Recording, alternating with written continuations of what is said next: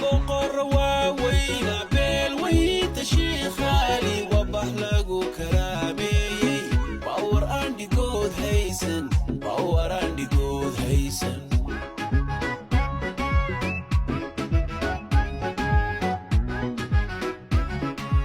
wadad wada barwaaqaysan oo wada bashashina